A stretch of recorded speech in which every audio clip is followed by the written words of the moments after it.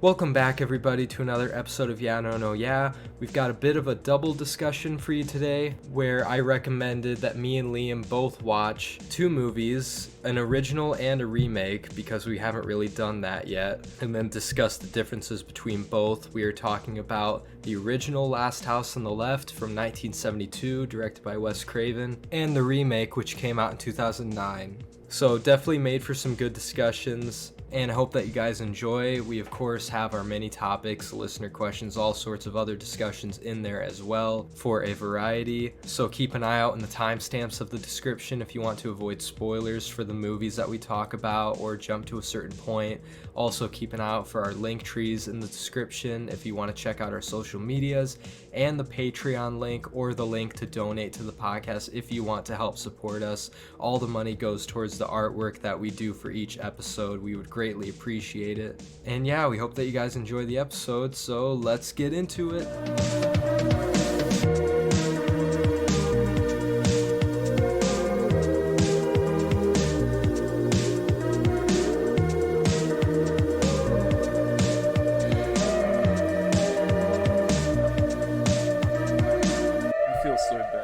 Instantly, because you've come up for the topics on this one, and I don't really have any mini topics, and I didn't watch many movies. So I'm contributing like nothing right now. I feel so bad. I looked up topics like last minute this morning, so like mini topics. So I was supposed to, but I've still been editing the last one as well. I have like 6 mini topics, so like that pretty much makes up for yours. Yeah. Music to my ears. I don't think I've watched a whole lot of stuff either that's like worth mentioning. You've watched more than I have, at least. I have, but I don't know if it's stuff I even care that much to talk about, but we'll see. Should we start with thanking patrons, since we we should do that. Starting with Kath.reviews. Kath, as always, thank you so much for your support. Thanks, Kath. Thanks, moving _ pictures, Julia. Thank you. And then Sarah's popcorn chat. Sarah, thank you so much. Thanks, Sarah. As always. Ardor Film. Amy, thank you as well. Thanks, Amy. And last but not least, Luna __ Pearl. Thank you. Good shit. Thanks, Mom. It's late where you are, and it's too early where I am. So yeah, but I think this is going to be a good recording time, at least for both of us. Oh yeah. Next week, then I start my new schedule at the theater, so I should have Sundays always off work, unless I pick up shifts. So what's your plan for the day then? Gosh, I don't. Well, today is my last day where I do work Sundays, so I still work later today, but I've got plenty of time to do this. Otherwise, that's just it, just work. I'm finally back. Speaking of which, I was about to say, you're finally working now. That's a new thing. Yeah. It's been like October 25th, that's when I remember was the last time, like my last shift at my last job. So I haven't worked since then. Quite the break. That's quite the vacation off work. It was not a vacation. Like, it was just bad. No. I didn't like it at all. Yeah. I didn't have fun. So, yeah. I mean, aside from Julia coming over here, obviously, that was great. Of course. Don't want to make it sound like that was a hassle, but yeah. No, it's good to be working again and in a job that I'm actually really liking so far. And all the people are really nice. It's like surprisingly easy. Good shit. That's good. Oh, for people that don't know, I deliver pizza now. He's full on. He's in his Tobey Maguire era. Yeah. He's in his Spider-Man era. That you should, every time then you deliver a pizza, if you want a good tip, then you just have to say pizza time. And then maybe some Spider-Man fans will tip you well. From what I've done so far, they just don't really want to talk to you. They just want to take the pizza and go back in their house. That's me every time I order a pizza. Yeah. I literally leave directions, like leave it on the front doormat, just knock, and then walk up. Like, I don't want to talk to people if I'm ordering a pizza. Yeah, I mean, that works for me, honestly, because I'm like not, a customer service person, I don't think. Like, I'm just not good at it. I had to serve customers, obviously, in my last job, but that was like the worst part. So I'm happy to just be back to ignoring each other, basically, with the customer. Yeah, the less confrontation, the better. That's any job, honestly. Yeah. The worst confrontation that I've had so far is just like this guy saying that he like ordered an extra chips or something like that, and I was like, oh, it didn't come up on the receipt, and then he was like, well, can you check? And I'm like, yeah. So I just called the store back, and then he's like, no, he didn't order a second chips. So Oh, And then so he just he like was sadly wrong. waddled back into his house. So, yeah.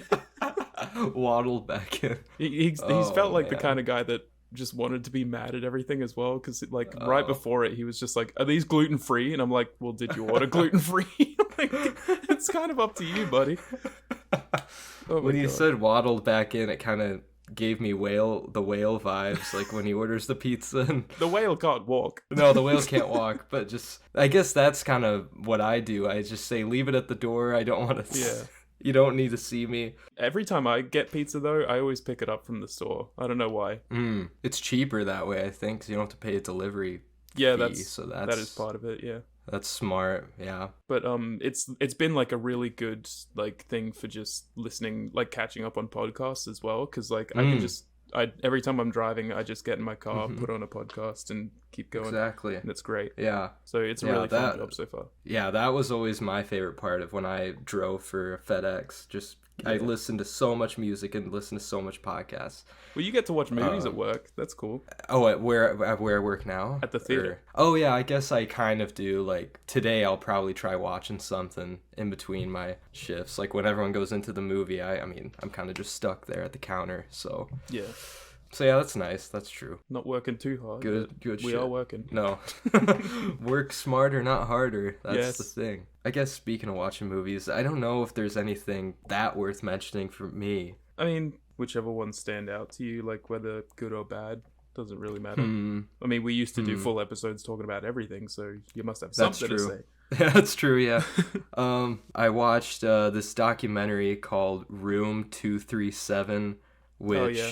it's literally just like a bunch of people commentating over like different things about The Shining. Yeah. And it's a bunch of crazy like film conspiracy theorists that It sounds like it's unhinged from what I've heard. It's really unhinged. Like I used to think that was fun to do, to pick out like small subliminal meanings in like the movies, because like there's got to be some in Kubrick movies, but these people just go way too far. It is insane. I mean, they made like there was like a few different parts of the movie to where they actually were making good points, and I was like, yeah, that was a good catch. Like I never thought about that. But then everything else is like, this is a metaphor for the Holocaust, and like it's like, what the fuck are you talking about? Oh my god. That's literally like one of them was a metaphor for the Holocaust, and then another was like a metaphor for Native American genocide. That one even made more sense though, because throughout The Shining, apparently, because throughout The Shining, like, you know, the hotel in the movie was built on an Indian burial ground. There's tons of like Indian imagery throughout the movie apparently.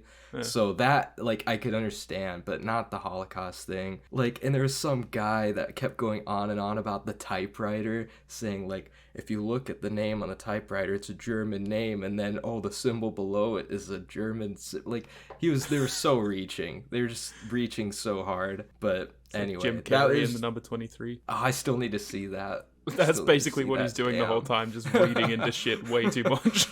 Yeah, that sounds about right then. Realistically, it's not like a good documentary, but like it was really entertaining, so I still enjoyed it because like it was just so crazy to listen to these people. So I still recommend it. I saw like someone on Letterboxd like have a review saying like this is like if Sam from Under the Silver Lake like made a movie.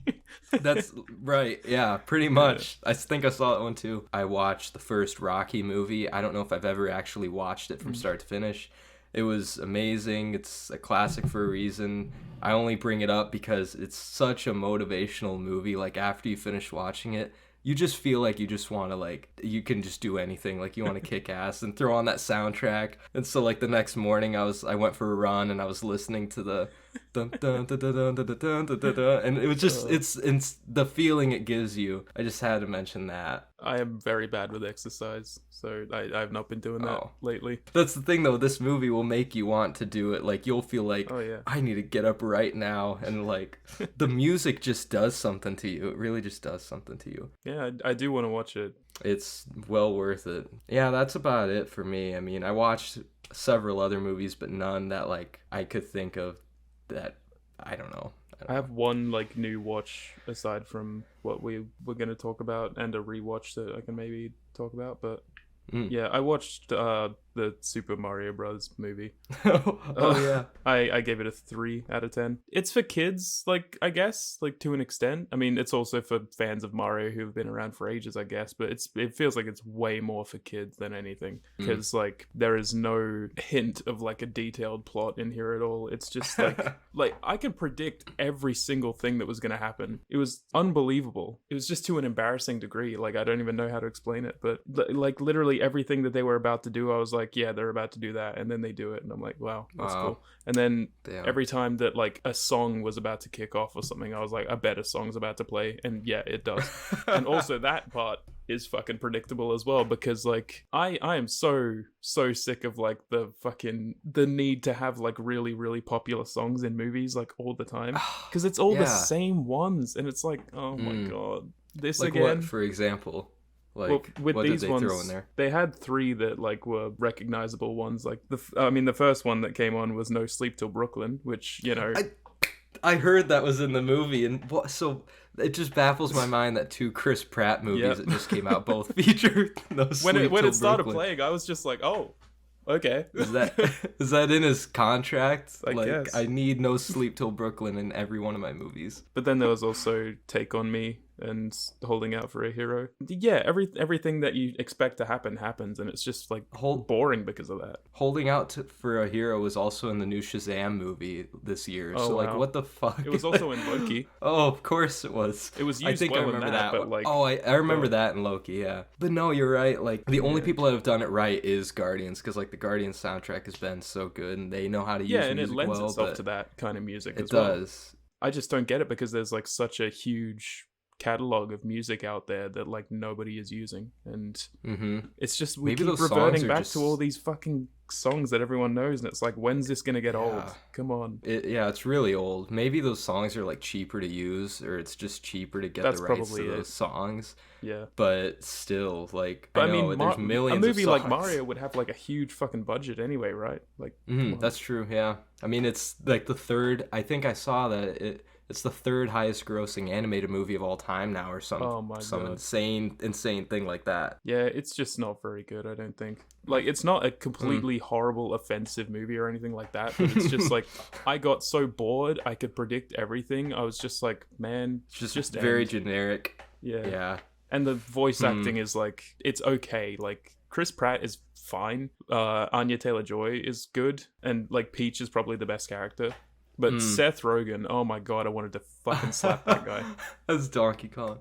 I feel like that's the thing. Casting popular, distinct voices like that as like these characters, like Charlie Day as Luigi, I think that would just take me out of it. You know, he was like, okay. He was okay. Yeah, he wasn't the best, but like he was okay. But like Seth Rogen is like, he's playing Donkey Kong, and it's like, I didn't see Donkey Kong at any point. I'm just like, that's Seth Rogen.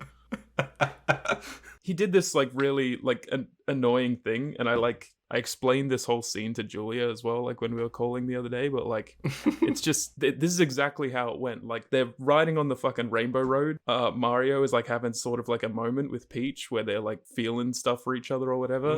And then like from fucking right behind them, Donkey Kong comes zooming in, and it's just Seth Rogen going, oh my god, this is so embarrassing to watch. You are so bad at flirting. She would never pick a guy like you. And it's like, oh my god, just stop! Like, you are just Seth Rogen. It's not a character. Oh my god. Does he do his Seth Rogen laugh in the movie? Or however it goes. It's all just like him. It's like not a character at all. It's so frustrating to watch. Doesn't sound very good, yeah. It's not very good. I didn't see it. I probably won't. The Mario movie. Any any good things or other things you watched? Since the last episode, like the only other thing I rewatched was Burn After Reading. Still a 5-star. I've seen it like 1,000 times. But like, it just never gets old. It's so much fun. It's my second favorite Coen Brothers comedy. It's so good. I love like the whole point of the movie is just that like none of it made any fucking sense or matters. And it just works. Like, even though nothing really matters, they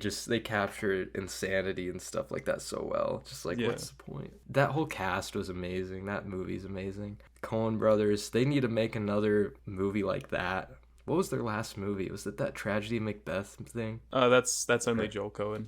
Oh. But the last one they made together was Ballad of Buster Scruggs. Yeah, that was pretty good, I guess. I liked it. I mean, yeah, it was pretty good. some individual ones were better than others, but I did like it overall. Man, though, they really had some amazing movies back then, though. Tragedy of Macbeth is just Joel Cohen, but like there's that, and then Ballad of Buster Scruggs and like Hail Caesar. Those three, not great, They've but been good. Like pretty good, but not like Oh Brother Where Art Thou, or like Burn After Reading or anything Country, like that. Fargo. You know? It's not at quite the same level, but I mean they did have Inside Llewyn Davis in 2013, but that's like 10 years ago True. now. But damn, that 10 years. I can't Yeah. believe that movie's 10 years old. What a movie though. It really is. It's probably top 3 Coens for me, honestly. Yeah, love it. probably same. I guess like I said, I kind of have both of our mini topics since I scrounged together 6 of them. But some of them are pretty small and won't have much discussion. So I'll start with like the little ones, if this even matters. Emma Stone has rejected the role of Invisible Woman. That was just some recent news. Like- she was approached to like be in in the Fantastic MCU. Four? Yeah, in Fantastic Four. She was approached to be Invisible Woman, I guess, and then I can't didn't really want to see do that. it. But I can't see it either because I can't see it. It was over like salary disputes too, so of course. I don't know. I mean, I heard. Oh, that's another thing. I heard that Adam Driver is pretty much like. I think Yeah. he's gonna be Mr. Fantastic, which that could be good. I don't know. I hope it's good. It's a weird choice, I guess. It is, but he's already kind of like a tall, like I don't want to say lanky guy. I mean, but he's like tall and like long. He's person. slender. He's slender. He's very like slender. So like I can imagine it, I guess. And speaking of the Mario movie, I mean, it's not really about that, but Nintendo is interested in a Legend of Zelda movie after the success of Super Mario.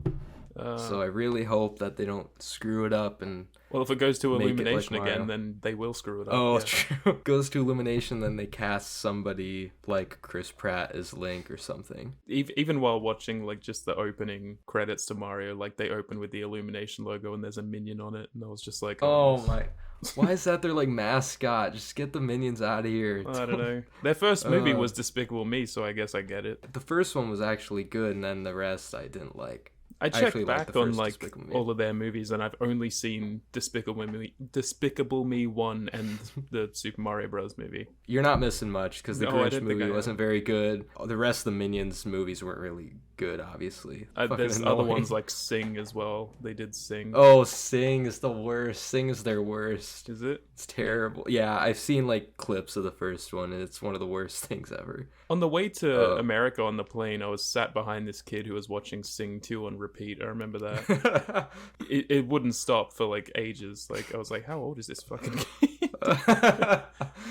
God, I can't imagine. I'm not a huge Zelda person right now. Like I don't have either of the games, so I don't really care that much about that. I just thought it was interesting. I But played a DS game called The Phantom Hourglass when I was a kid. Like that was the only Zelda game I played, but I don't know. I'm not attached to the character or anything. Well, I guess that's what Nintendo's doing when they're not fucking copyright striking Twitch streamers. They're just the worst Making- company ever. this one, it's also video game related. I don't know if you don't play the Mortal Kombat games, do you? Really? No, Ever? I only played like Okay. one when I was a kid. Maybe when I was like over a friend's house, but that's it. Because the only reason I brought this in, because I kind of didn't think you were like that into them. I love the series, but like this might interest you because so they're rebooting the franchise and they always bring in like popular characters from like other things for their DLC characters, like slashers and stuff like that. But they are, it looks like some characters got leaked for their next DLC, and they're gonna bring. It looks like they're gonna have Peacemaker and Homelander as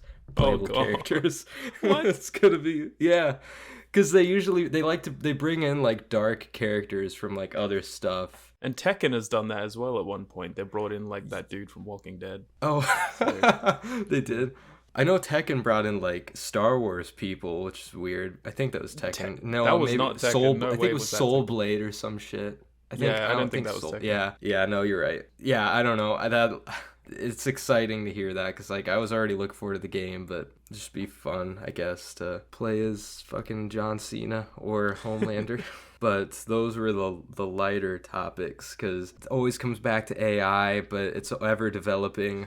And I don't know if you know who Timbaland is. You know Timbaland? Yeah, I know Timbaland.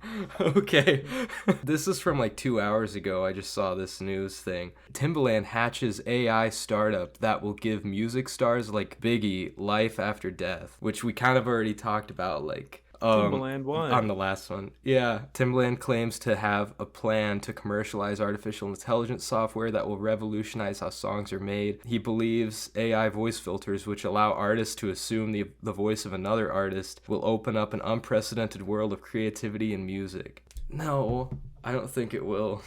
That's Yeah, a bad I saw idea. like the other side of the argument as well on like some clips that I saw, not from Timbaland or anything, but like this other guy talking about how it's like, this is just like another tool in like a music maker's toolkit. Which I don't get. Like But it's somebody if you're making else's. somebody else's music, it's not like yours to take from, It just seems wrong. Yeah, I don't know how they have the right to do that. Somebody else's voice. If it's your own music and you say like I want this AI to make me like this kind of beat or whatever, or like give me like 100 different kind of beats or something like that, and then you take from that, like, is that a bad thing, do you think? If an AI comes up with like the With like a instrumental loop. part, Yeah. I mean that's not as bad as like replicating the voice of somebody that died.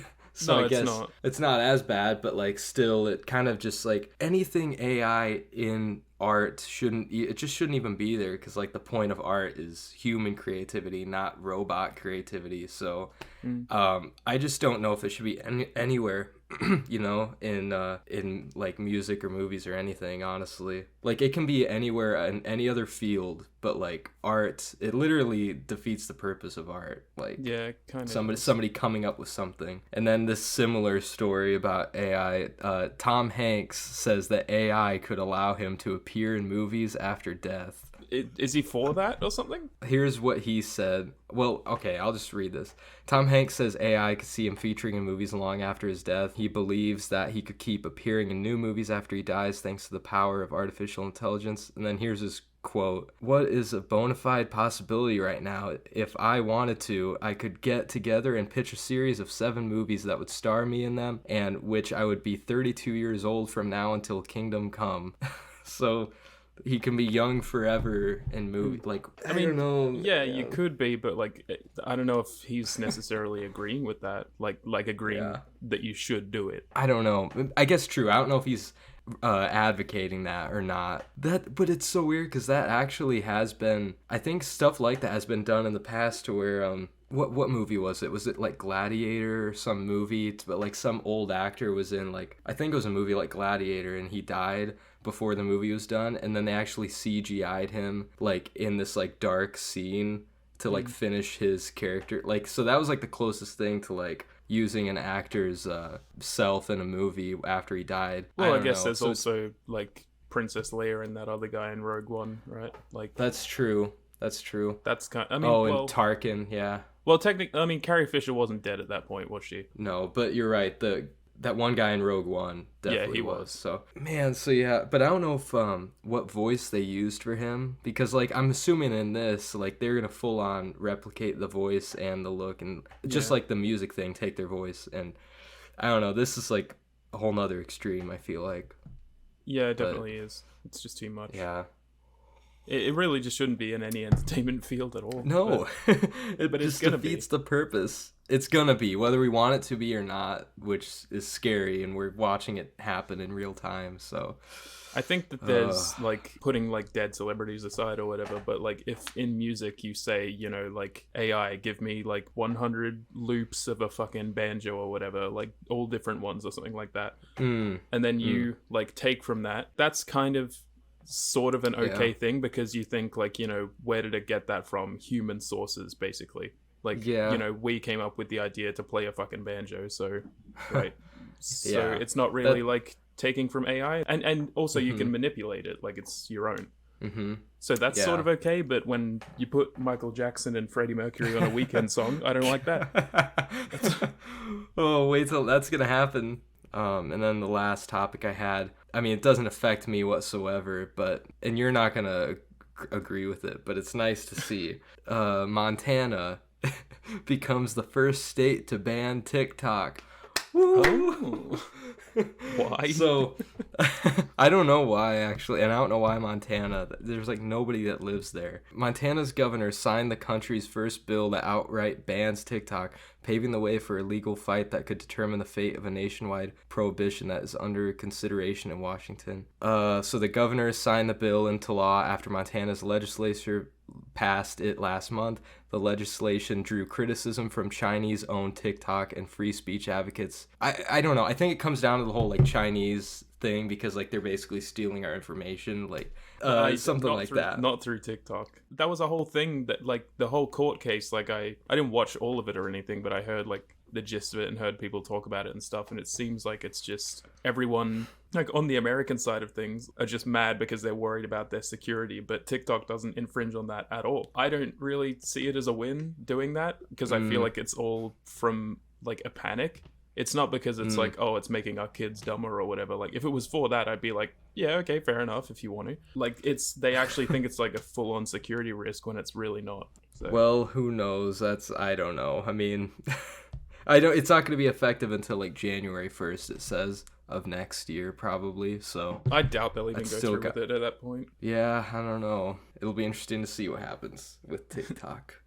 There are people that like, and even some people I work with, like young high school people, that it's all they do is scroll through TikTok, and it's like all they talk about, and it's like it's just consuming their lives, and it's like just becoming so addictive.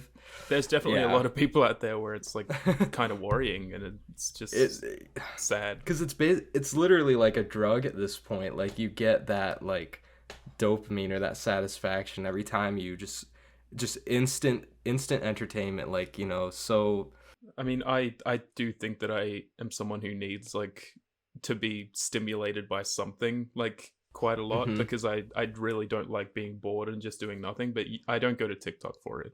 Like I have a bunch of different things that I could do. If it's only TikTok for you, then I feel like you need some help. Yeah. We can get onto this whole thing. Delaying the inevitable. Yeah. You had quite the double feature just there before recording this. I did. Yeah, I left it really probably late put you in a dark place probably. Well, I came up with the idea for us to watch because we were trying to think of topics, and it's been a while since we've just like picked a movie or movies to discuss. Kind of like way back when you picked Hardcore. I randomly felt like watching, you know, the original Last House on the Left and then the remake, so I wanted us to talk about that, and I thought that could we haven't done an episode like this to where we talk about both an original and a remake.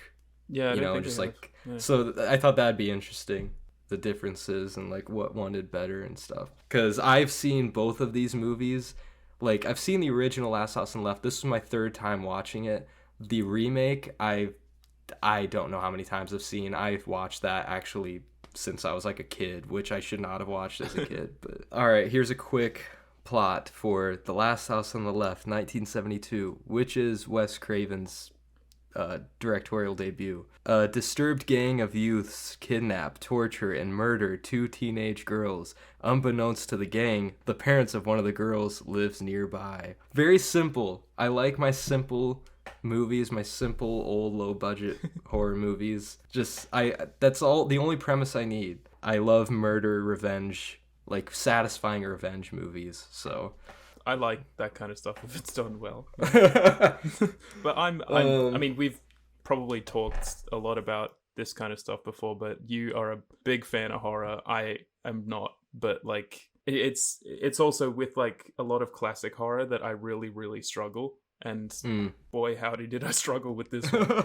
Like, oh man, like I only watched like the original Friday the 13th sort of recently, and like we talked about that a bit as well. But yeah, I fucking hated that. But I think I hate like this even more.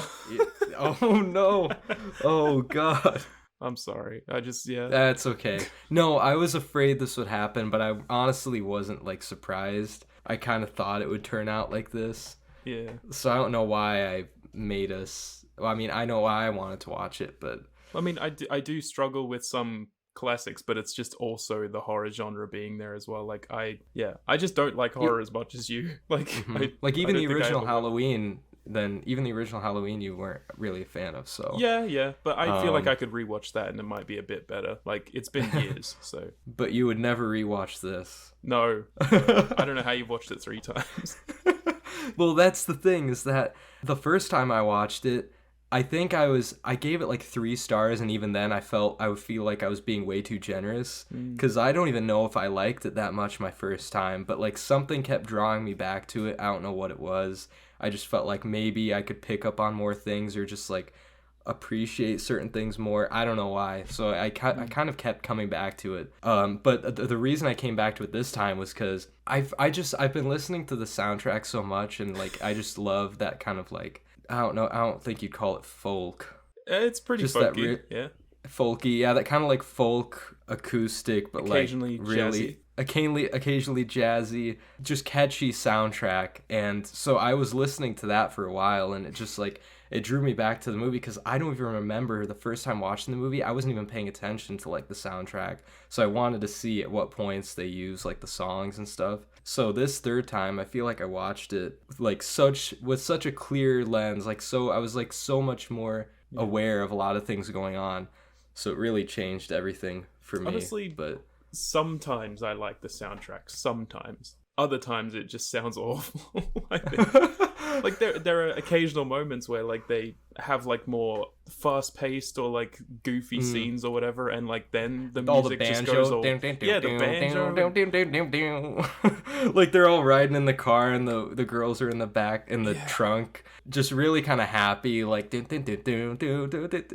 so like weird. I love that though, because there was a fucking like kazoo at one point. I was like, who puts a fucking kazoo in here? What is going on?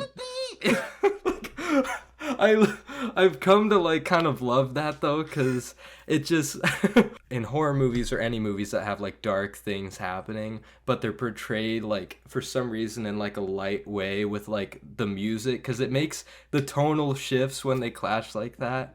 Then it makes me feel. It doesn't make me know how to feel about it. And so can be done well. That. Yeah, that can be done well. Yeah, like, I completely agree with that sentiment, but like here, I couldn't do it, because like the things that are happening that are horrific are really fucking horrific, and then it's just like, oh no, these fucking cops just fell off the roof of a car. I know, like it's just the cops are so goofy, aren't they? It clashes way too much, I think. So I just couldn't do it sometimes. I definitely noticed that too my first time. I think that was one of the reasons I didn't like it my first time, was because I didn't expect like dumb Three Stooges kind of like cops like bumbling around, and like they were absolutely the worst part. Yeah, they didn't really serve any purpose at all. Like that felt like they were just padding the runtime a bit, you know, like we need to follow the cops, but they didn't do anything whatsoever throughout the whole movie. Yeah, because it's like 84 minutes, isn't it? So they really needed to pad it out, I guess. They really needed to. Actually, the cops actually have like a very big purpose for Wes Craven, apparently. I don't know if you've like read into this movie that much, but the whole thing with the Vietnam War, have you heard about all that shit? Maybe not.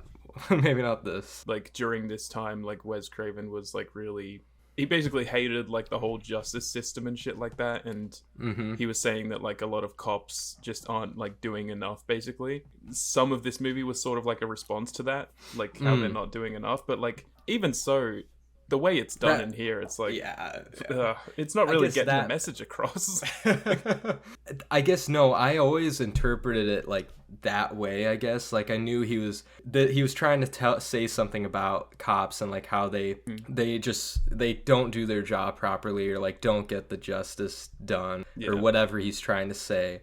But I guess in terms of like the actual like external like meanings aside, like in terms of the actual story, then they really don't do it. It doesn't matter at all. I'm kind of jumping ahead, but the one thing I wanted to say about the to defend the goofy music over these disturbing things, then I feel like maybe that is I interpreted that as like, this is how the criminals feel right now. Like, this is fun for them. This is a goofy, fun time. Like, literally, if you listen to the lyrics of Over the Song when after they put them in the trunk and then they drive, if you listen to the lyrics of that song, then I'm trying to remember what it says, but it's basically talking about like how, you know, they're having a fun time and then they're gonna like off the 2 girls when they're done, and like it's just, but it's like in such like a fun manner, and like it's so this is like them this is their mind being put into the mood of the movie, you know, like that's how I interpreted it.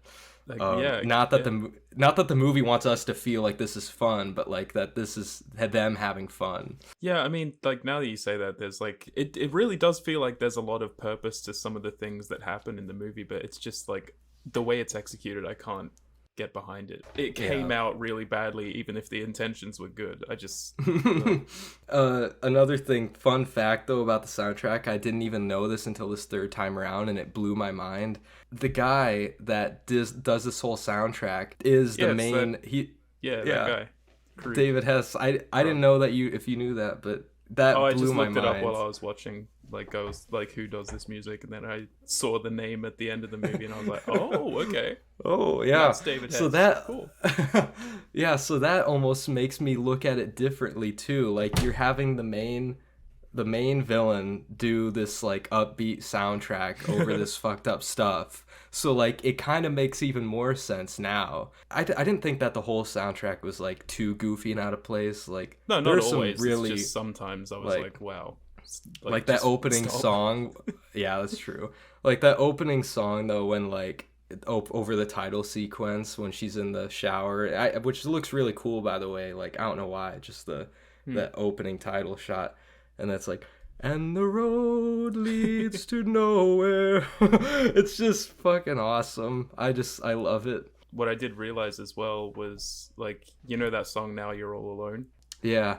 Like when the whole very fucked up scene happens. I knew that song like beforehand, and I couldn't remember where it was from, but it's used in The Hateful Eight. Yeah, I looked that up too afterwards. Yeah, which I don't even remember that song in The Hateful Eight, so I'm gonna have to go back. And watch that. But I mean, I've watched that movie a ton of times and I love it. But like now knowing like that it came from this, it kind of gives like that whole scene like a bit more of a weird tone, I guess, because like it's during the scene where, what's that guy's fucking name? Michael Madsen.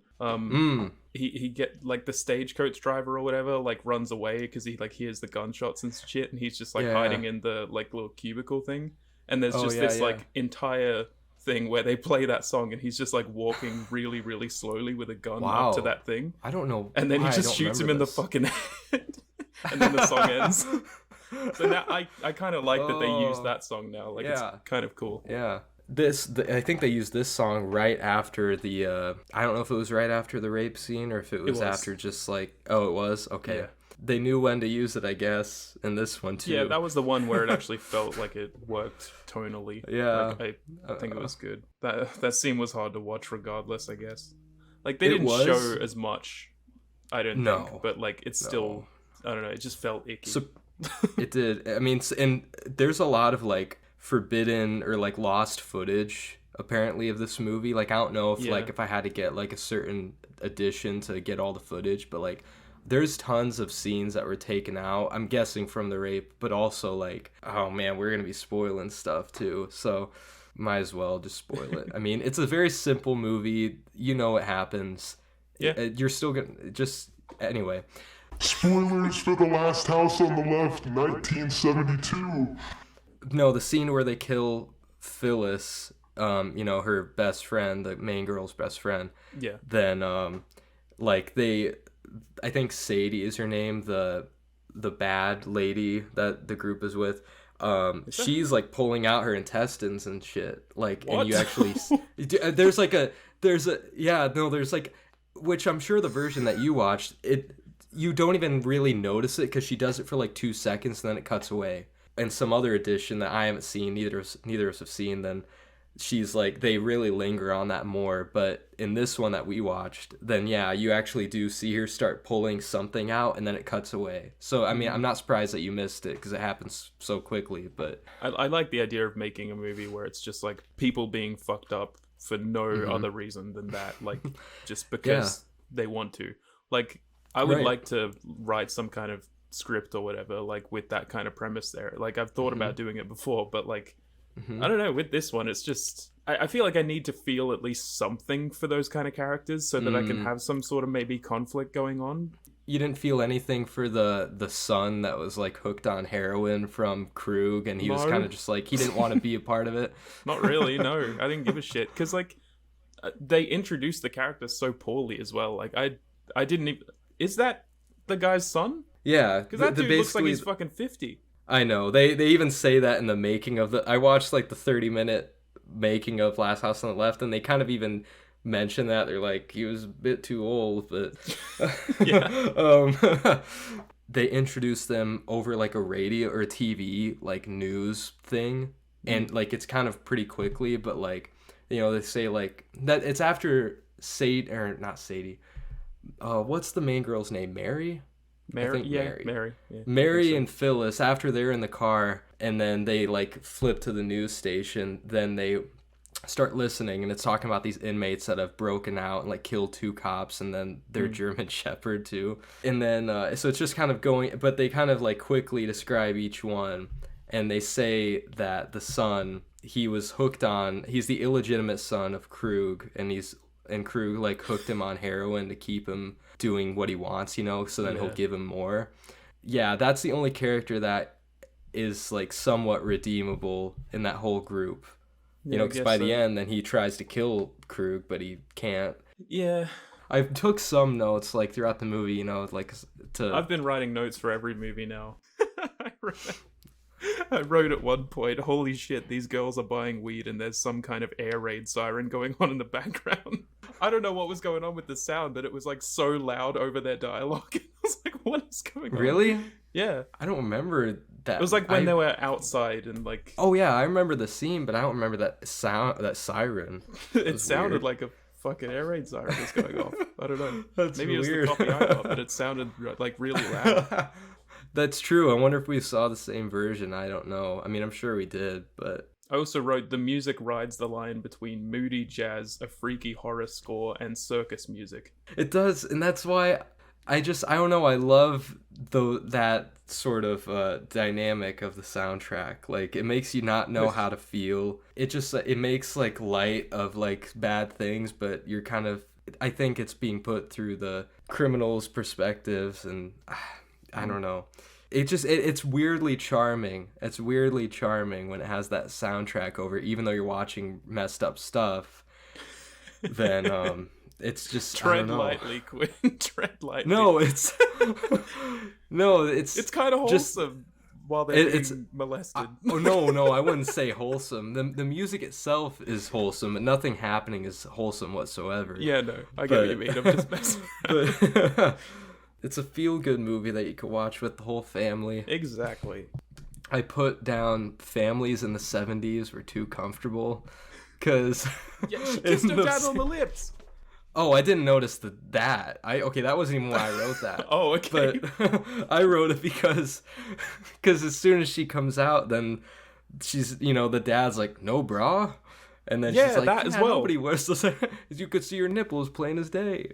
Yeah, that was real weird. What? Like, it was just a weird conversation from the get-go. But then, like, when she leaves, she kisses her dad on the lips. Some families, if it's not like, if it's just a quick but I don't kiss. agree. I mean, I never.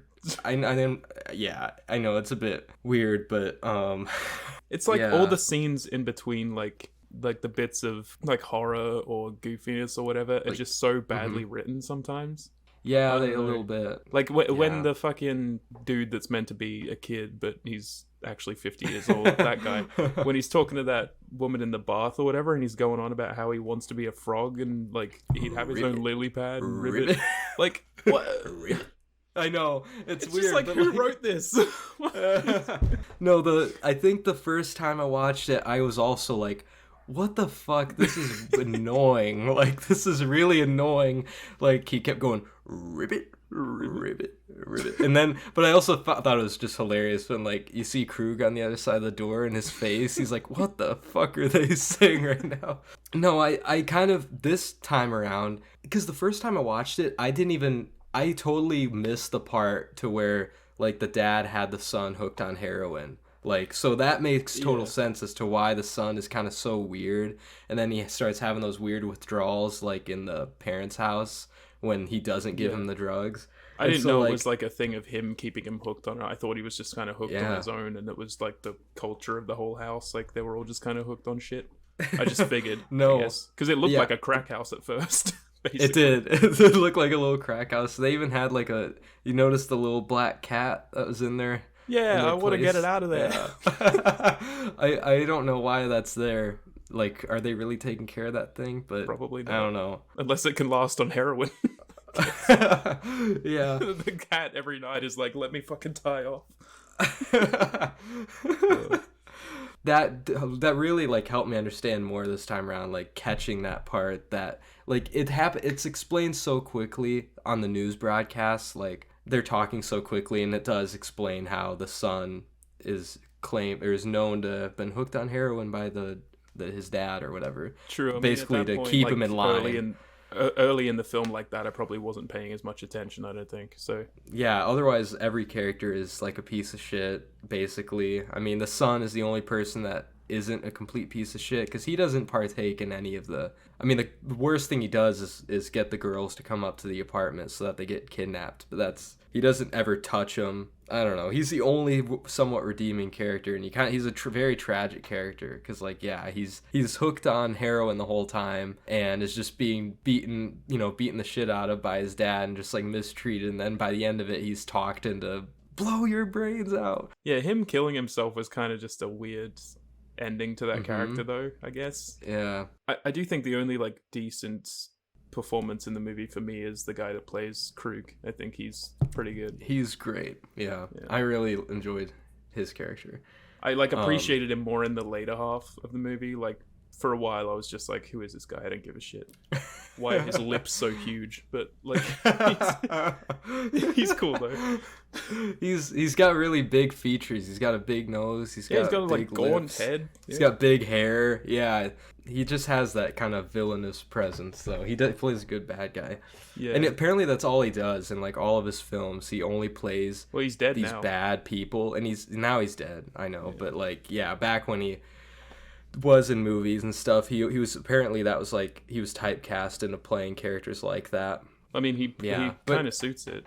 He does, but it's so weird when you watch interviews and he's like a normal, nice guy, and like, and he wrote that music too. Like that's just crazy. It was kind of interesting too because apparently I was watching the making of The Last House on the Left and after the movie, and I guess during the whole time that the movie was released, then like people on the street like would run away from David Hess, like even in real life, because they thought they would actually hurt them. Oh, boy. So like they took the movie a bit too, because like the movie has such a homemade quality to it that it literally looks like this could have been something real that was filmed, which is another reason why I like it. Just that low budget charm, That's one of the reasons I don't like it personally. I just don't think it looks quite as good as something else that would have been had that like homemade feel to it. I know that it definitely threw me off my first time, like honestly it did, but like it grew on me because I just like the idea of it's kind of like the Evil Dead, the first Evil Dead, or like the first of any horror movie that almost any of these people did way back then. But I think that's like it looks like better. Something. Yeah, I mean that had much more effects and like stuff like that, but it's just the thought of like I could have went out back in some forest or something and like filmed something just like this, like something like that. Yeah, I mean all the notes are like in order of like when I wrote them. So like the last note I wrote for the movie was cops got there right on time, I'd say. Oh, isn't that? I'm really glad that they didn't go with like an ending to where like the cops like arrest the dad or something, because he straight up kills him with a chainsaw, and like that's all they see. They don't know.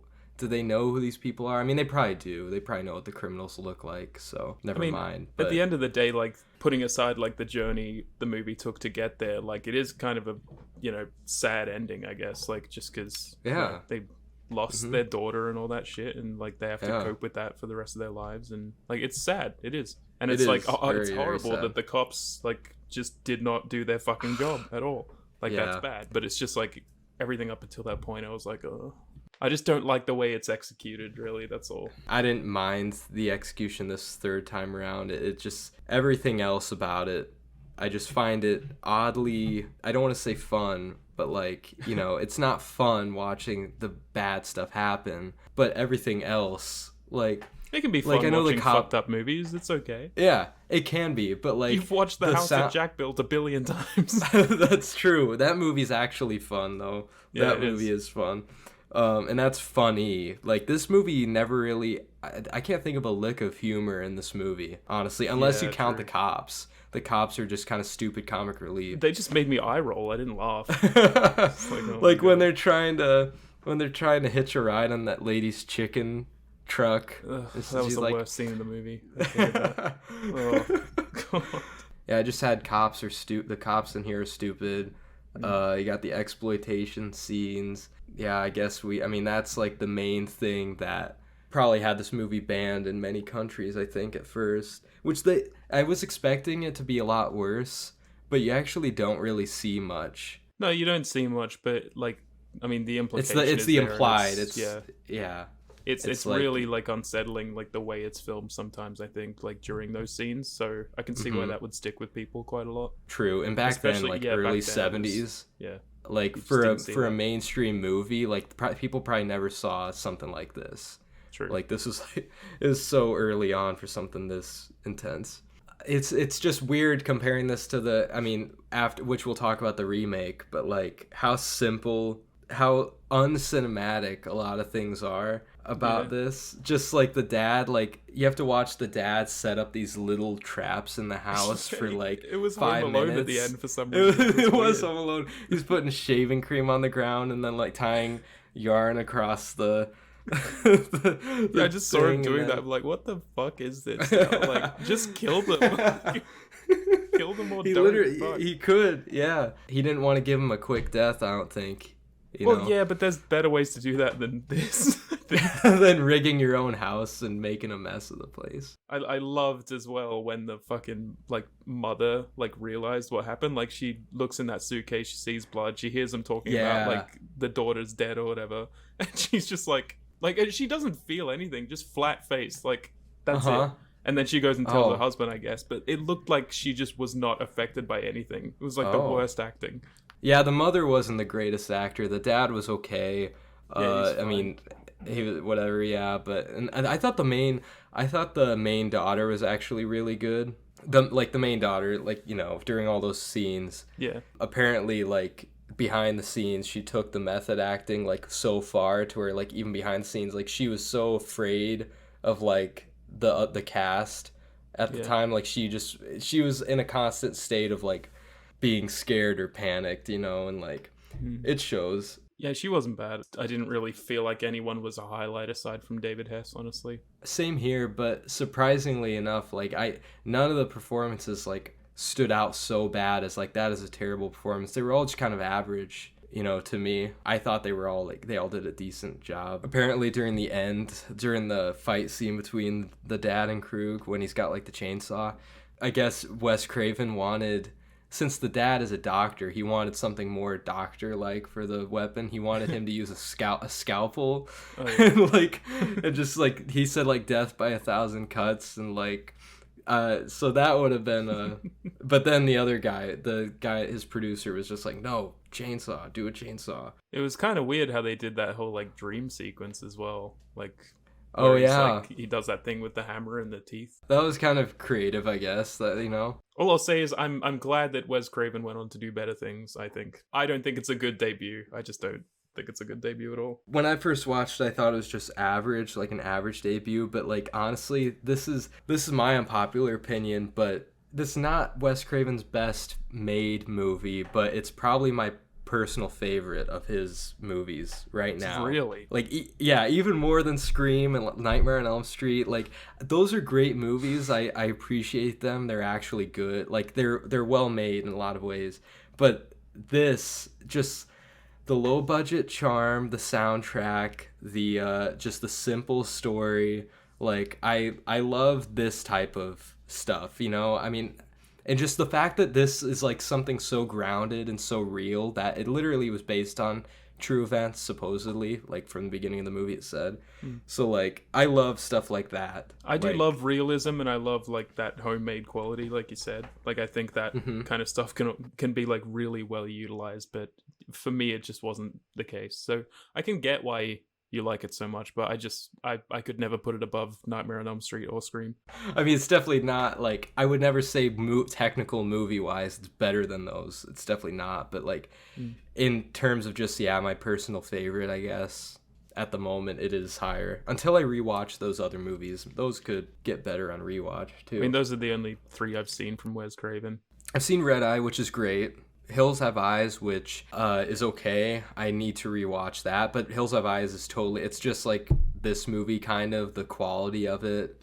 Like, it's pretty low quality, but I don't know. That one's all right too. I can't think of like a really bad movie he's made. Anyway, that's The Last House on the Left, the original. It's a great movie, but not everybody thinks it is. No, I don't like it very much, but if people do, that's totally cool. Yeah, moving on. We can move on to the remake. I'm sure you'd rather talk about that. Yeah, or much you better. Enjoy that more. It is better. I always thought the remake was better. Like, this third time watching the original, it was really close. I was like, man, I don't know which I actually like better. But then I rewatched the remake for like the 10th time or whatever, and it's that good. Was the original the first one you saw, or the remake?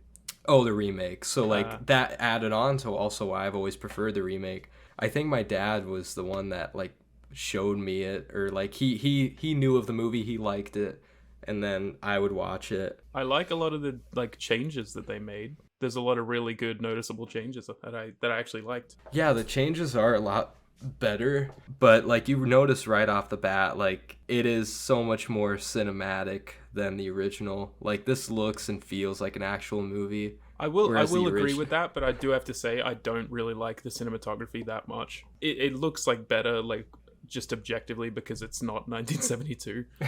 But like, I don't know, just some of the shots for me were just like I don't know, it had like a cheap feel to it sometimes for some reason. It had that like mid to late 2000s like horror feel, you know. It's just like it felt kind of similar to The Butterfly Effect. I don't know if you've seen that, but it looks a lot like that. I still haven't seen that one. Are you talking like the color grading? Maybe it was kind of like a mix of bland that and the movie shots, at times. I guess I never really noticed too much about that. Like, I don't know. I thought like a lot of the shots like of her like underwater, that was pretty cool. Like, of just like cool. I'm not saying like it's shit or whatever. Like, it's not shit. It's just no. Some parts of it I didn't like. But no, overall it's definitely like objectively, technically, it's a step above the original like every way. Because I mean, it's been decades and decades later, so it should be. There are no cops in this one, which is exactly like that's true. That is one of the big changes. Yeah, it's a huge change, and I'm very happy about it. It's a reimagining. It's like not a full-on remake to where like they follow it beat for beat. They take the main plot, you know, and like tweak things, which I think they tweaked everything probably to the benefit. Oh yeah, for sure. I can't think of like any change that I prefer the original more. I did really like this one. Like, I just thought it was a much better movie.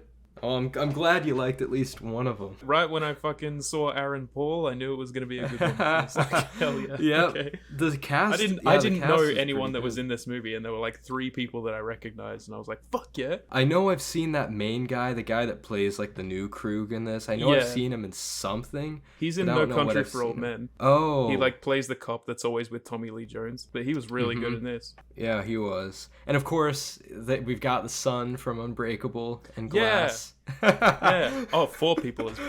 I forgot about him. But which he was actually, he was good in this. He was, yeah. He definitely played that part well. Just the son that didn't want any part of whatever the hell they were doing. Yeah, I mean, he was like a way better version of that character. This son wasn't like hooked on heroin, at least I don't think.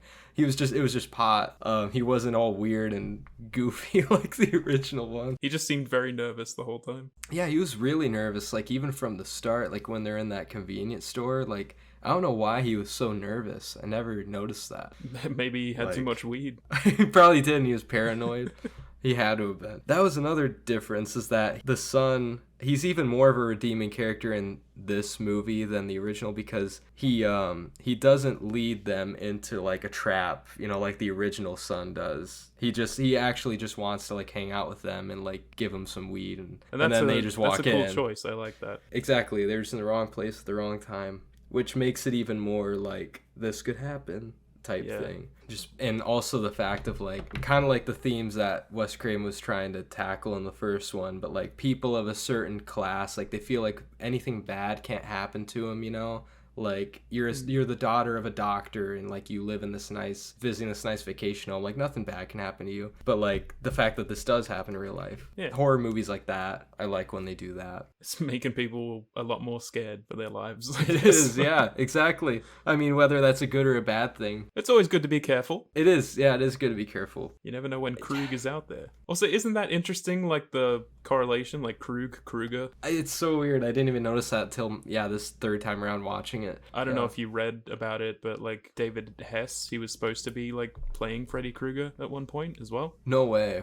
Wow. He wouldn't have been bad, but I mean, the guy they got was obviously perfect. Yeah, I mean, his gaunt face is a bit too much sometimes. Like, I don't feel like I could imagine him as Freddy Krueger. Yeah, he's got a really long face. But even from like the get-go of this movie, like it's already so much more brutal than the original. Like the scene to where they rescue Krug from like the cops, and then that was a pretty brutal scene. That just like it really sets the tone for like this is a depressing movie. Yeah. They're strangling this cop and then showing him a picture of like his daughter, and like they're just so like they're so sadistic. Yeah, the characters right are even more sadistic in this one, yeah. I gotta say though, fucking Aaron Paul is dressed like he's straight out of a 30 Seconds to Mars music video. Like, that's just what he looks like the whole time. His whole outfit, he just had that vibe to him. I remember watching this like way before I watched Breaking Bad. Like I've seen this at least like 3 or 4 times before I ever even saw Breaking Bad. It never like threw me off, but now that I see Aaron Paul as like I'm always gonna see him as Jesse. Yeah. It kind of just, I don't know, his character isn't as intimidating in this movie for me anymore, because I'm like, oh yeah, it's Jesse. Like he acts like Jesse in some parts. Yeah, where he's he does. Like, and you could tell he's just holding back, trying to say, bitch. He still did a good job. No, yeah, he was good. That one guy. He's just kind of like that goofy guy that's like trying to be like hard, like appear hard all the time. Yeah. He's similar, like him and the guy that he portrays from the first movie, like their name was literally Weasel, like their nickname was Weasel. Yeah. So like they're kind of just like smaller. That's why they have like the switchblade, because like they're not really physical people, but like they got a knife and they think they're hard or something like that. I did get really excited as well because Becca from Superbad is in it. Oh yeah. I don't think I've seen her in anything else, but like she came up and I was like, yes, yeah, let's go.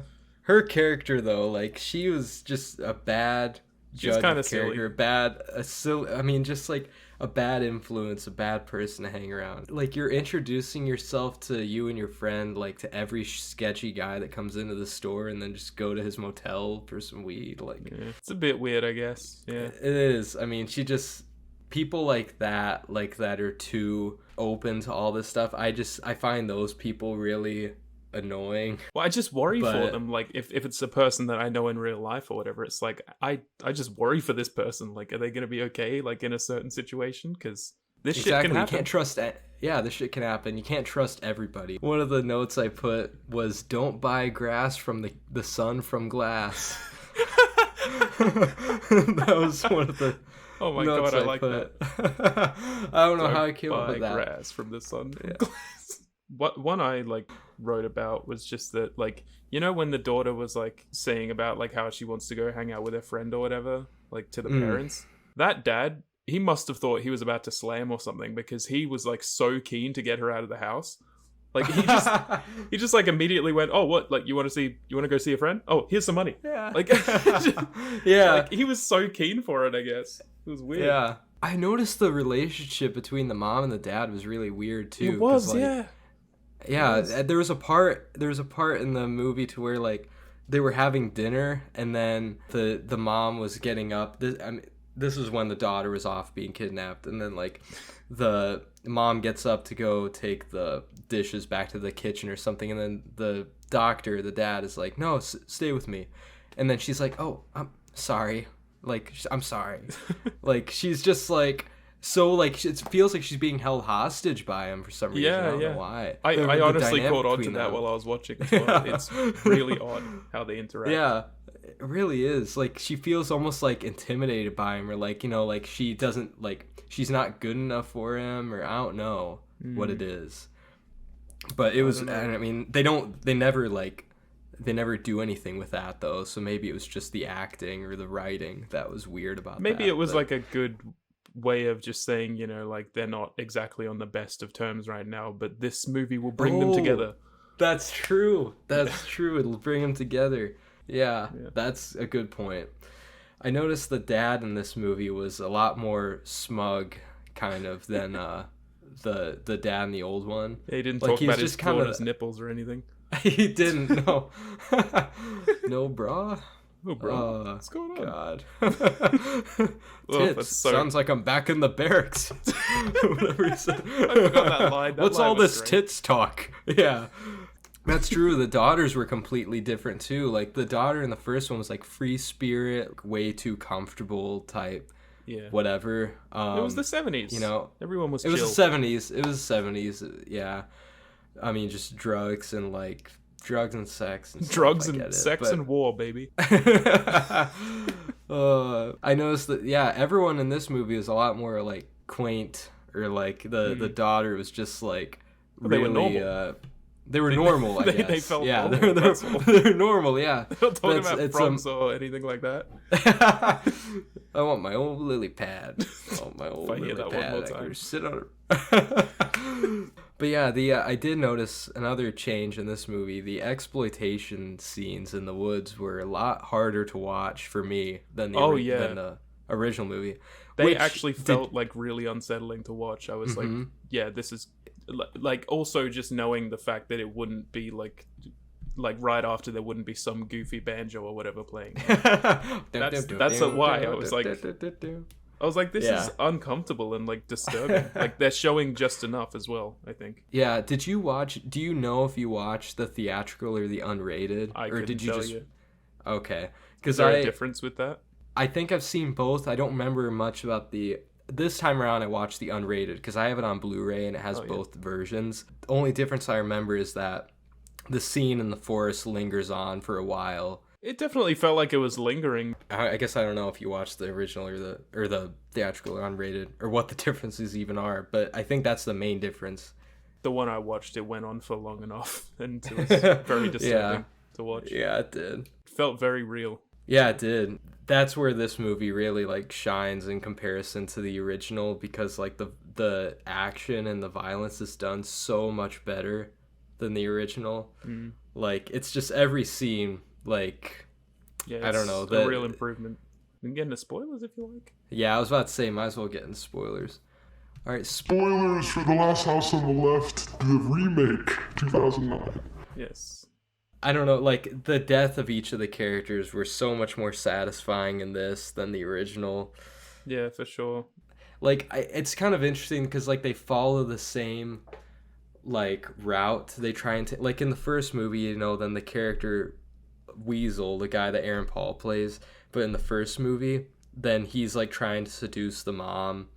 Yeah. And then you know how the mom does it in the original movie, but they didn't do that in this, which I'm glad they didn't. That was, I mean, if they did, it would have been interesting to see that come to life on modern that's cinema. actually true. Having said that, like Aaron Paul's death in here, holy fuck, that was amazing. Dude, isn't it amazing? Like, first you get you stab him, he walks into the knife, and then he gets like knocked into the sink. He gets his arm stuck in the garbage disposal. And he's just, I love the part to where they're like holding him there and he's just screaming, and then the mom and dad just step back and kind of watch him, you know, and they're looking at each other like, what do we do? Like, and then the dad just like that for that scene alone, like this movie was great. Like just for that fucking scene. It was, yeah.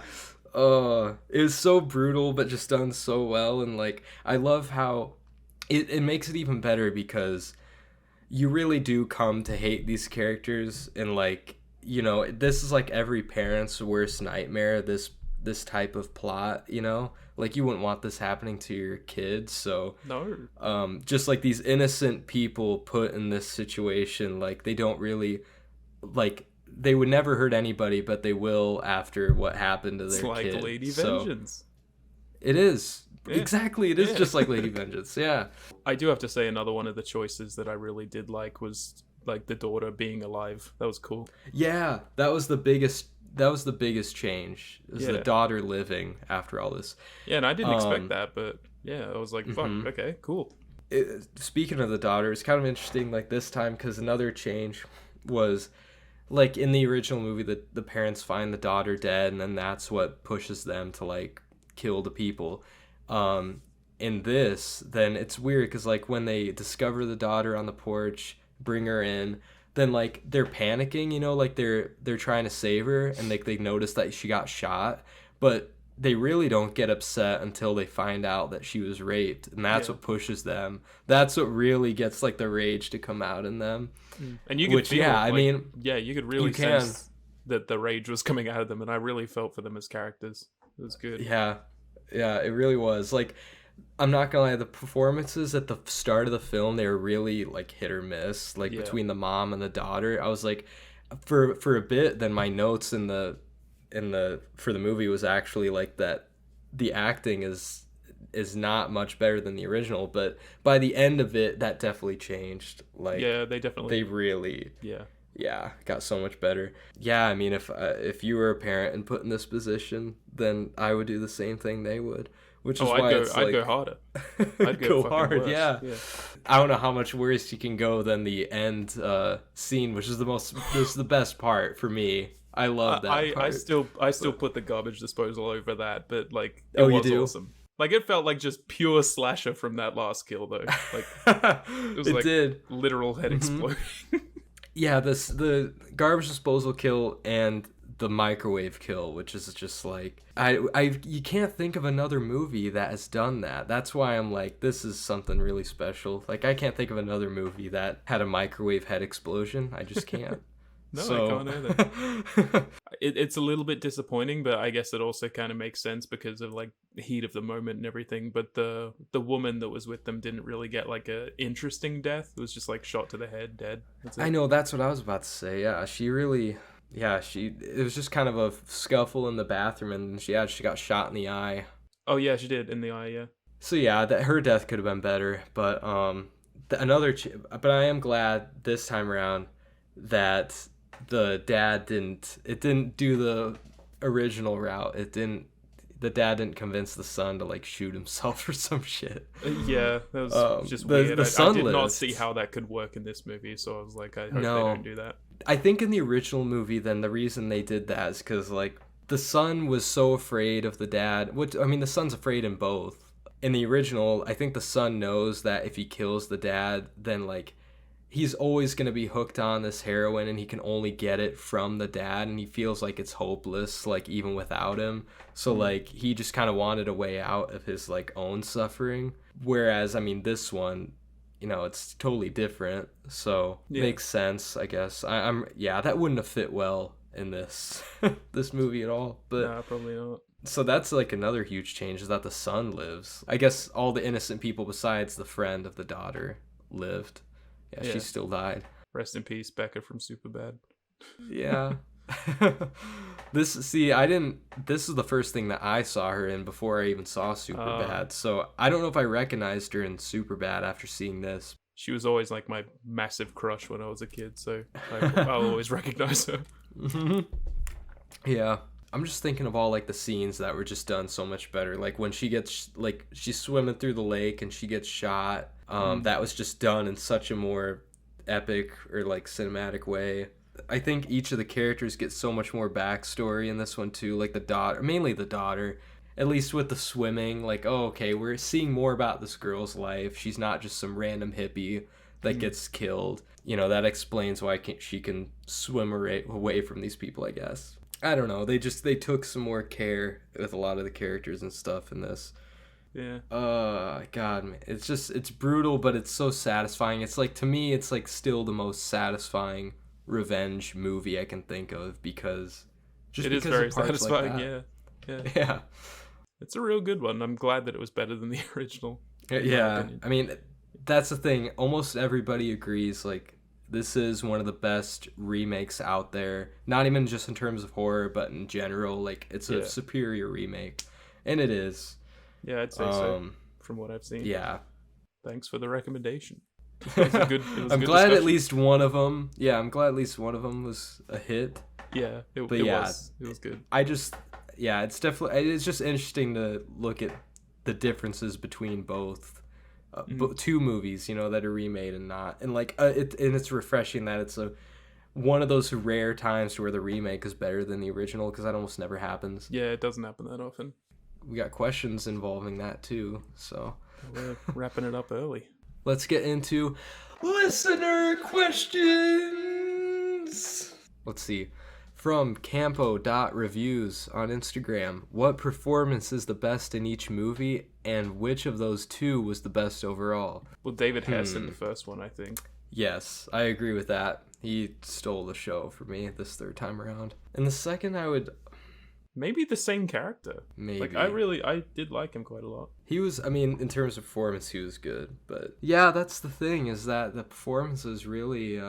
it's between him and, honestly, even the son. The son I thought was really good in this. Like, just the moments to where he notices the picture on the fridge, and he's just, kind of processing that. Also, the moment I really noticed this time around the performance when he's in the woods, and this is in the remake. I can't think of the actor's name, but the son from Glass. Spencer Treat Clark. When he was being forced to touch the girls by the dad in the forest, then he wasn't wanting to do it, and then just the way he just jerks away and just moves back to where he was sitting, and just his face, I was like, damn. It looks like he was actually uncomfortable doing that. Yeah. I don't know if that was just the character or him himself. Either way, I think him or the dad, for sure. I can agree with that. I did like the mom in this. I thought she was quite good. She was good towards the end for me, but at the beginning, like I said, she was iffy. Yeah, both really of them at the beginning were kind of weird. The whole dynamic of the whole family was just really weird at the beginning. In both movies, the dynamic of the family was weird. But out of those two, though, yeah. Oh, out of those two, from the original. What's the better performance? That's what he asked, right? I don't know. I've got it. As much as I like the performances in the new one, I just, this third time around, I love David Hess in the original. Something about him is just, I don't know, he's just good. So many different things, Yeah, he is really good. I really like him with that character, so I gotta go with him. And also for him doing the soundtrack, that just adds on a whole nother thing. I really don't know what I would say. I'd probably say the newer version of Krug. I do like him quite a bit. From Film Forager, what are some films that should never be remade? Well, a lot, for sure. Yeah, a lot. But Lord of the Rings. They surely will. They will be. Like the Lord of the Rings, I'm sure, Chandra, you'd agree with that. Harry Potter. Harry Potter, which is happening. Fuck. I can't, it's hard to say stuff like Star Wars, because they keep making more and they're basically redoing stories anyway, so they're already kind of remaking shit like that. But you could just name off so many classic, actually really good classic movies, fucking Goodfellas or Shawshank Taxi Redemption. Driver, Inception, just stuff like that. Yeah, just don't but decades down the road they're probably going to be remade, which is frustrating, and we'll be old men sitting around remembering, yelling at our TV oh, this isn't right. Yeah. Oh well, we'll still always have our original, at least. I get sad sometimes thinking that one day I'll be that boomer that I hate. I can't stand boomers in general, but one day it's gonna be me, isn't it? Well, if something makes you mad enough, then it will be.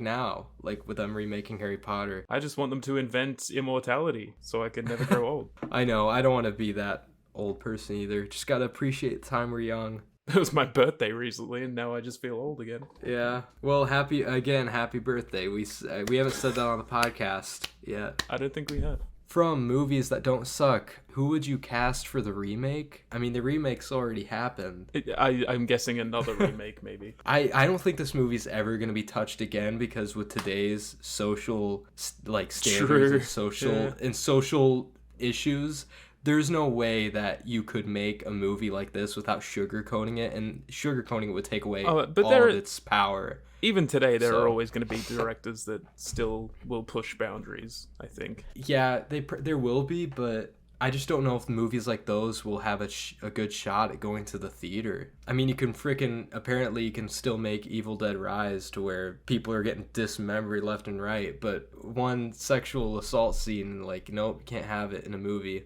I mean, Gasparno's still around. I'm waiting for his next one. That's true.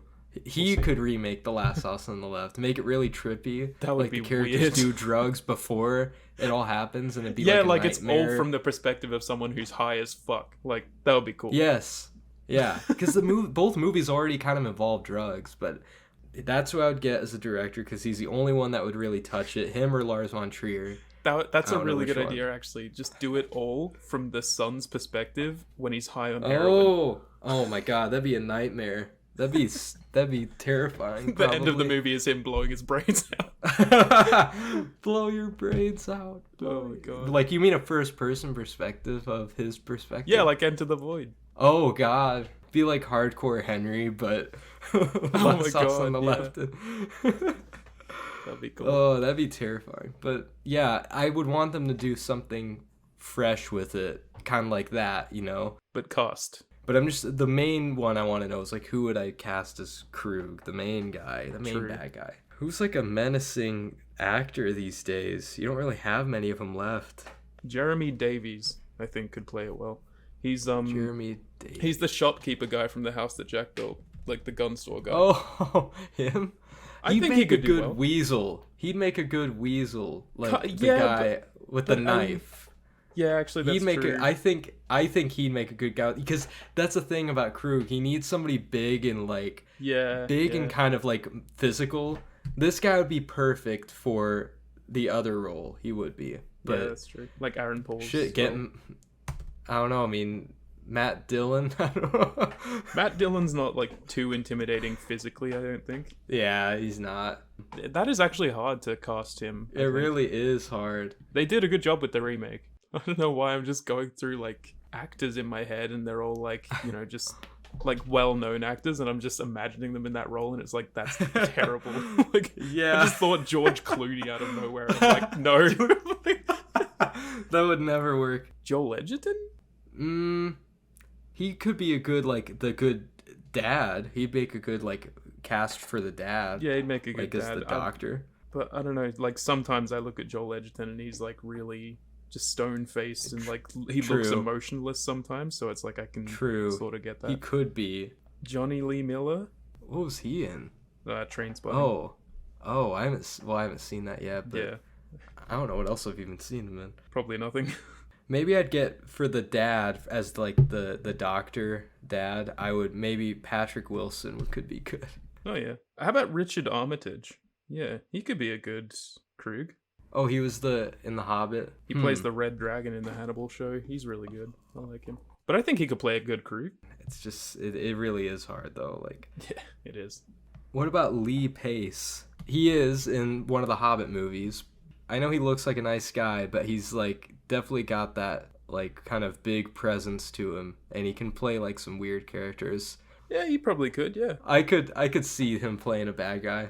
From Dawn of the Moving Camera 94, he asked, your thoughts on the endings of both films, which was superior? Well, the remake was definitely superior in the ending, I would say.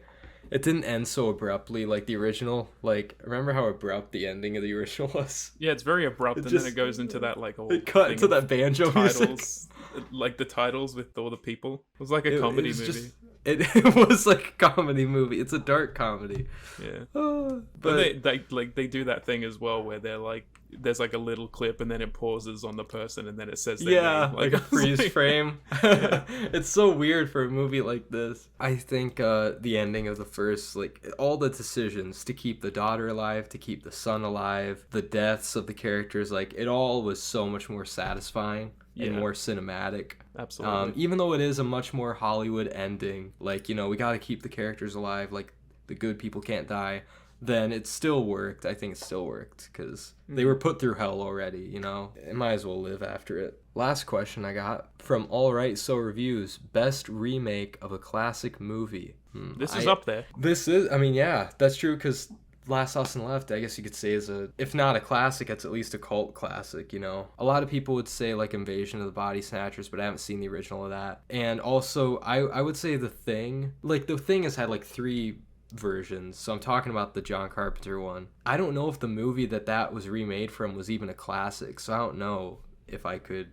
I don't think it was. And I don't think I've seen the original of this, but I mean, I bet we could both agree... True Grit. Not only that, but The Lady Killers. Oh, is that I forgot that's a remake. Oh, that's one I always default to, yeah, but I want to try and find something else. But I haven't seen the original of The Lady Killers, so I can't say anything. Neither have I.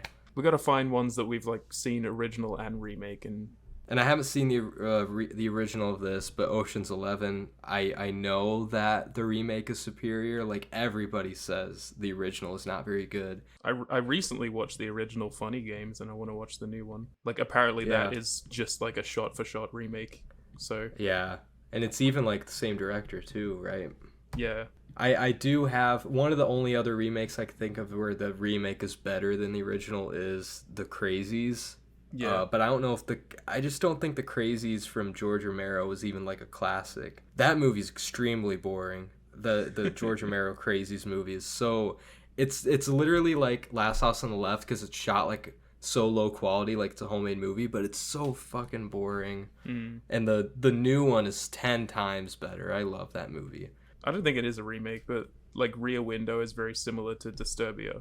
I like both those movies quite a bit. Yeah, I wonder what those are called. Like, it's like a loose remake, or like they took heavy inspiration from it. Oh, RoboCop! I just remembered that there's a remake of RoboCop. That shit is awful. I saw that before I saw the original, actually, and I don't know why. Oh god, I haven't seen the remake yet, but I mean the original's great. Don't even fucking bother. It's horrible. No, I don't care enough about that to see it. But another one that a lot of people would actually agree with, the Judge Dredd remake was better than the original, I guess. A lot of people would say that. I do think that there could be a lot of movies that could be improved, like through a remake. It's not that often that it happens. Oh my god, fucking Suspiria. Way better than the original. I feel like we'll differ on that. You know me and my like horror taste. I'll probably like the old weird version. I'm guessing you haven't seen Suspiria? Oh, I've seen the new one. The new one's good. I just don't love it. I need to rewatch it. I mean, the original, though, it's so, like, paper thin. It's just, like... No, but you know I love my simple, like, paper... Like, Last House on the Left is paper thin. So... well, I mean, that has more substance to it than Suspiria does. You think? Like, Suspiria is just, like, a bunch of witches doing crazy shit. And, like, it doesn't really feel like the original has much of a plot there. It's just, like, pretty pictures every now and then. That's it. But you know my taste, so I'll probably like the original. Like, it's a horror classic, and I love... If you do watch the original, then rewatch the remake. I will. I'm gonna throw out a real unpopular opinion right now. I think that Charlie and the Chocolate Factory is better than Willy Wonka and the Chocolate Factory. Oh man, there I said it. That is a hot take. I can't agree. I like it. I think the art style is fantastic and it's really cool. And I love the casting. I think it's great. It's not bad. I don't mind the Johnny Depp one, but you can't beat the warm presence of Gene Wilder and his goofy personality. Yeah, for me, it's nice for sure. Like I do like that one for sure, but I just think that one's better for me. I just like it more. Well, that's fine. I mean, that's not like the worst thing I've ever heard or anything. I've had hotter takes, I'm sure. Yeah, I'm sure we both have. Yeah. Oh, go with the dragon tattoo. The Fincher, yeah, I would say, that's probably better than the... I think that's better than the... They're sort of on the same level for me. I don't remember much from the other two they were Swedish, right? Yeah. I don't remember much from the other two Swedish movies. I watched all 3 of them, and I only remember the first. I used to watch The Girl Who Played with Fire quite a lot. I remember liking that one heaps. But Girl Who Kicked the Hornet's Nest was like basically just a courtroom the entire time, so I don't remember too much of it. That's what I remember. I'm like, why are we in a courtroom? It's just last one for me as well. I'll stop after this. But personally, and this is another fat hot take, I don't think you haven't seen them, but like I do think that it's on the same level as the original with Ghost in the Shell. Oh yeah. Mm-hmm. Like the I've live only action seen one, I the- really love. I love it. I can't even count the live action one at this point. You already know my Yeah, I know your whole thing with that. my Yeah. stupid deal with that. I need to rewatch that, and I need to watch the originals. They're both good, I'm sure. Gosh, I don't know. I can list endless remakes that are not better than the original, but I just can't think of much that is. Like, the new Texas Chainsaw wasn't better. The new Halloweens aren't better. The new Hellraiser wasn't better. The new Evil Dead wasn't better. Like, and they're all horror. They're all horror, too. I would say maybe the new It movies are kind of better than the miniseries, but I mean, that's not hard to beat. Like Tim miniseries. Curry. It's just a long movie, isn't it? It's technically a miniseries, but you can view it as like a long movie, I guess. Oh. It was like a made-for-TV series, but they compacted it all together. Yeah, I would say the new It movies, I guess. I would agree, but I think Chapter 2 is awful. But I would say, like, just for that first half, then yeah. Because I think that the original is kind of bad. Tim Curry, that's all it's got going for it. Pretty It's Tim much, Curry. yeah. That's literally it. One movie I would like to see remade, because it's horror, is Phantasm. And I know not many people talk about Phantasm. I'm like one of the only ones, but that movie was super low budget and had a lot of like big ideas in it, and it's kind of supernatural and fantastical. And I feel like with today's technology, you could really do something special with that. That's the only one I could say, like, I would like to see a remake of that if it had the right director. Well, we should thank our patrons before we forget to do that too. Yes, we should. Thank you to Kath.Reviews. We appreciate Thank you, Kath. Thank you. Love you. Thank you, Julia, from moving _ pictures. We love you too. Yes. And thank you to Sarah's popcorn chat. Yeah, thanks, Sarah. Thanks for the support. We greatly appreciate it. And thank you, Amy, at Ardor Film. And thank you to my mother, Luna ___ Pearl. You can find me on Instagram and all the social medias under the name Views by Quinn, whether it's Instagram, Letterboxd, Music Board, Serialized, all those apps. Just check out the link tree in the description below. And you can find me at Movies Music Me on most things. Letterboxd, Instagram, YouTube, all that stuff. All of it. Oh, and don't forget to rate the podcast on Spotify and Apple and YouTube. Check it out on there and give us a like and comment and all that shit. All right. That's about it. And peace out, bitches! Oh, God, my neighbors hate me now. As always. You'll be moving out Fuck soon. 'em. That's true, I will be.